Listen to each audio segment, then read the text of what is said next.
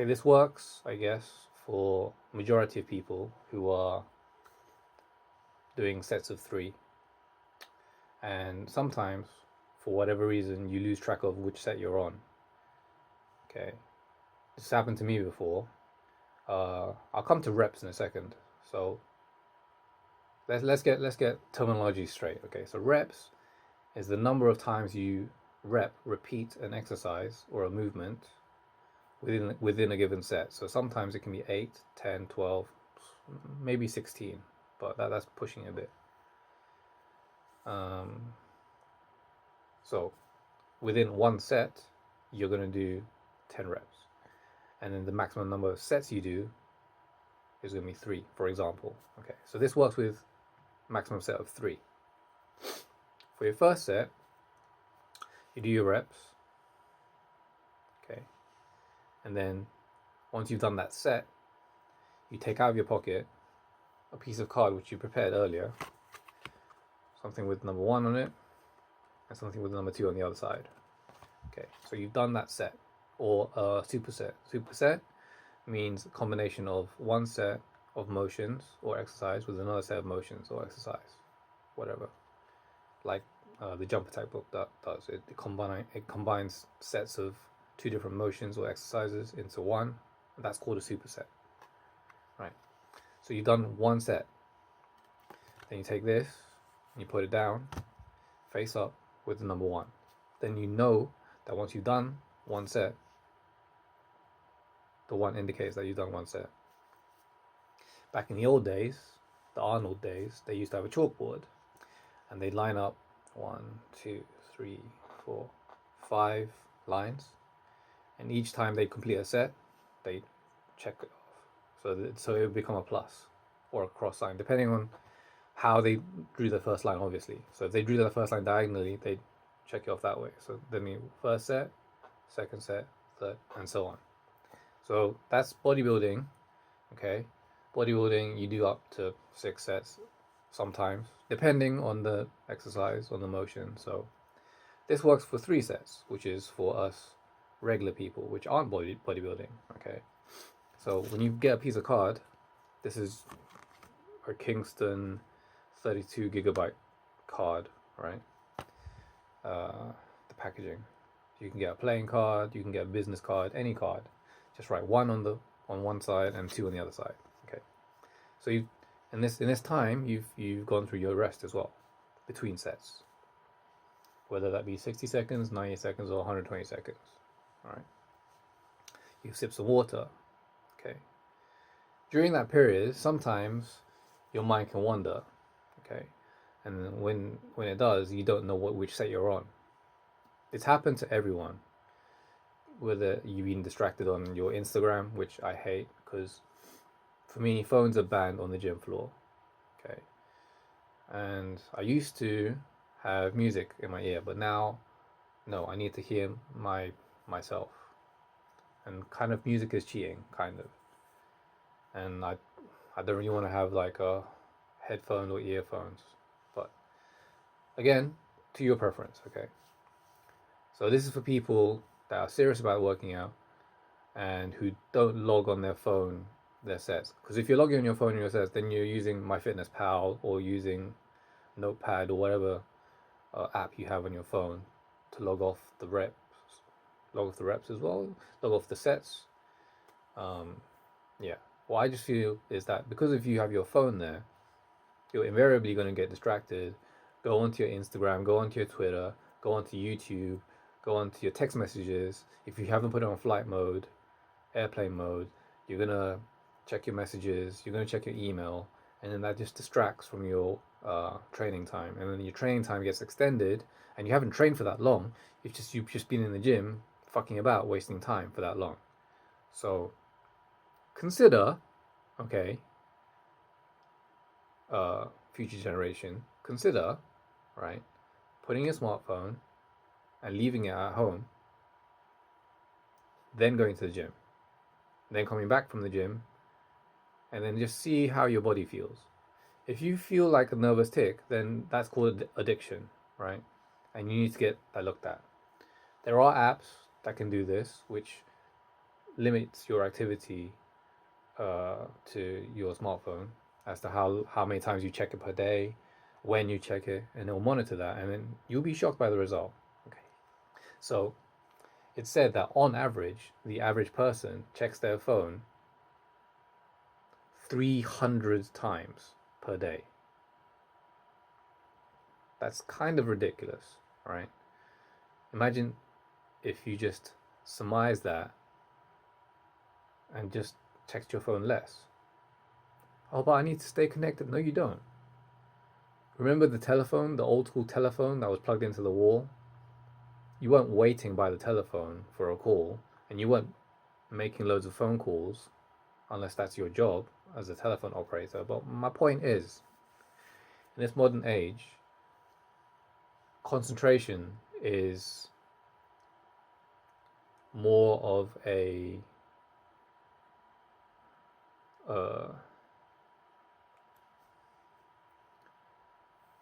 concentration and being able to finish a task completely without distraction. Don't remember the word, but it's something to be valued in this modern world. And you're not going to get distracted by a piece of card, okay? That's my point. All right. So rant kind of put me to the side a bit, but okay, that's fine. Okay, so you've gone through your rest period between sets. Come to your second set. Now you still keep it face up with number one, because this is to indicate what you've done, not what's coming up. You never want to fuck yourself up like that. Okay, so then you do your second set. When you finish your second set, then you turn this over to number two. Put it down. Take your water break. Take your rest. Have a breather. Look around.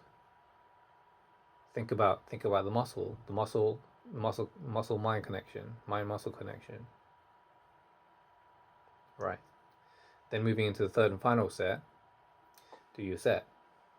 You know this is the third and final set because why? Because it tells you that you've done 2 sets.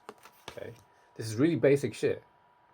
But because we're so distracted in this modern world, this simple down to earth analog method of keeping track is going to work. Do your third set. When the third set's finished, you finished. You don't even need to do anything with this. Sometimes you might still need to have a rest break. So what you'll do, turn it upside down. Okay, that means you finished. Okay. So well you fucked up. What if you have this and you turn this upside down? It still looks like a number 1. All right. You're never going to have this showing unless you've completed your first set. Oh, but where am I going to put my fucking card? Well, you put it in your pocket before you've done any sets. Oh, but that's going to have a weight imbalance. Are you serious? This is going to make a weight imbalance in your body? Come on, man. Okay. So, to review. Before you do your first set, you have your card in your pocket. Do your set of squats, bench press, whatever it is. Yeah. Complete that set. Take out your card. I've done 1 set. Okay. Put it down. Rest. Water. Wipe off. Mind muscle connection. Then go to the second set. Finish the second set. Turn it over. 2. Put it down. Second set done. Okay. Rest. Water. Wipe off. Mind muscle connection. Look around. Breathe. Okay. Third set. Okay. Pick up the card. Put it back in your pocket because you've just done your third set. The only time you're going to have a card in your pocket is before you've done anything, right? As well as at the end when you finish. So that makes sense to me. Regarding reps, okay, counting to 10 can be a bit of a fuck sometimes. Because you're just so into getting the weight up, or holding the weight, or getting the weight down, whichever way you're working it, sometimes it can be a bit of a fuck up, all right? So what's been recommended to me is, rather than counting up, count down. So that way you know what to expect. And if you're counting down your reps, so if you don't know what counting down is, counting up would be 1, 2, 3, 4, 5, 6, 7, 8, 9, 10. Okay, for the people that really don't understand English. Okay, counting down would be knowing that you have 10 reps to do in this set. You count down from 10, so 10, 9, 8, 7, 6, 5, 4, 3, 2, 1. And then you know. That's one method. For me, if it's, say, a box jump, right, I need to do 10 reps. When I land on the box, that's the first one, I'll exit to the left. So left is odd. Then I'll do the second jump, number 2. Then I'll exit on the right.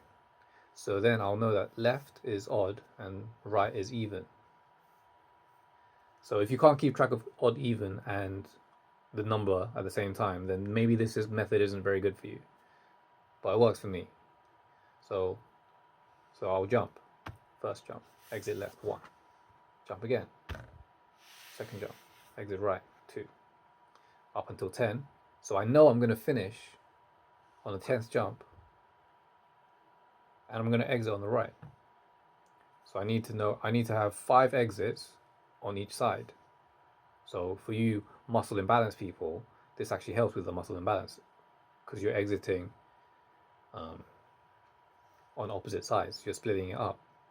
So in effect, if you can't count to 10, right? If it's difficult for you to count to 10, then you can count to 5 on each side. So 1, left, 1, right, 1, 2, left, 2, right, 3, left, 3, right, 4, left, 4, right, 5, left, 5, right. Then you know that you've done 10. That's just one idea, okay? So what if you're just working, like, say, some curls? Nothing off the top of my head, but, just learn to count to fucking 10 is what I'm saying. And just concentrate on the mind-muscle connection at the same time. I know where sometimes I get hazy is during bench press, where I'm not quite certain if this is the 8th or the 7th or the 8th or the 9th or whatever number it might be. Sometimes it's fucked up, right? But I haven't been in the gym for so long, I don't remember the consideration that I have at that point. But anyway, topic for another day, when the gym gets back in order. So we'll have that covered as and when. Until then, peace.